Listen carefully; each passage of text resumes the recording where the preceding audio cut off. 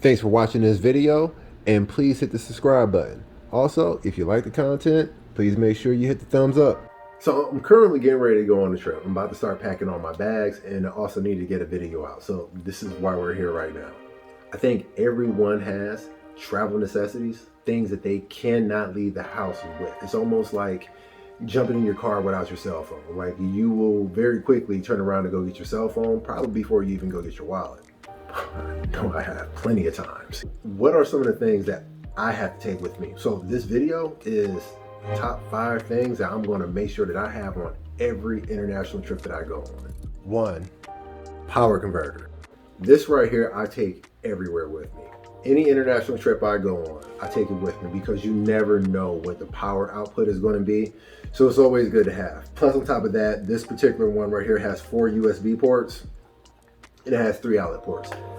I take a lot of electronics with me, and after spending 12 hours out sightseeing, doing whatever, by the time I get home, every bit of electronic that I have is probably dead at that point. But the thing is, there's only like maybe 3 or 4 outlets in the room, depending on where you're staying. So in that case, I like to make sure I plug everything up and have everything going at one time. So when I'm ready to get up early in the morning, hit the road again, everything's completely charged. 2, power pack. Now see, I actually have 2 of these. And the reason I do have 2 of these because my carry-on actually has a USB port to it. So while I'm in the airport, it could be a very long day. Maybe I don't feel like pulling out all my cords and everything. I could just plug it right into my carry-on. The other one I usually keep on me in some kind of a small bag, or I just wait till I get to my destination to be able to use it. But again, like when you're out for 12 hours a day, you're on your phone. Most phones, battery life, you're taking pictures and stuff like that, they're not going to last 12 hours.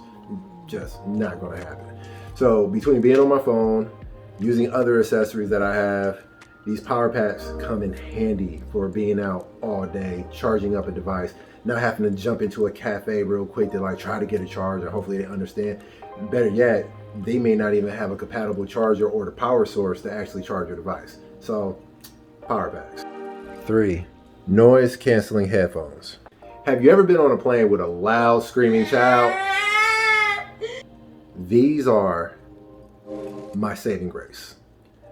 I take my Bose headsets everywhere I go, domestic or international, it does not matter. I've been on a plane with a screaming child before and didn't have suitable headphones. Next time it happened, I had these and I could not hear anything. And that child was maybe 3 seats ahead of me and screamed for literally about 2 hours straight. So I highly recommend getting a good pair. I prefer over the ear versus on the ear. But it's really up to you guys, your personal opinion, but this right here is an absolute must-have.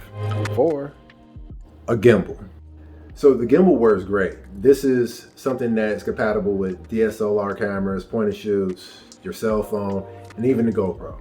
Now, one of the reasons that I like the gimbal, because say I wanted to, talk myself and kind of do a video selfie, right? Well, normally when you're walking or you're talking, you actually have that up and down movement going, and it's real choppy, it doesn't seem steady, and you could potentially give anybody that's watching a video motion sickness. So that's one thing that the gimbal is good for. Second thing the gimbal is good for is if I want to move around whatever I'm actually shooting or I'm recording. So I can follow somebody, or I can move up and down and get different angles without having to adjust anything because it stabilizes itself. So the gimbal to me is probably one of the best tools you can have if you're going on vacation and you're planning on taking a lot of pictures and a lot of video. 5, a backpack. All right, so this right here is my Osprey backpack. Now, I'm not gonna say I'm officially team carry-on, but this right here has definitely made it possible for me to join that crew. Between taking a regular carry-on and taking my backpack, I usually can carry maybe 5 to 6 days worth of clothes, depending on what the season is. Of course, with the winter months, it's gonna be less clothes if I'm going somewhere where it's cold. But in the summertime, where I don't have to really have on too much, yeah, I can probably get away with this backpack, which will carry by itself maybe 3, possibly 4 days. It just really depends, but it's great because it has several different pockets in it. It also has a slot for a laptop, And then it's just, overall, it's convenient, it's comfortable. These straps are nice and thick, they're durable. It's been slung around, dropped a few times, been rained on, haven't had any problems with it. So yeah, this is definitely like one of the backpacks that I favor the most. All right, so let's recap. What did we cover?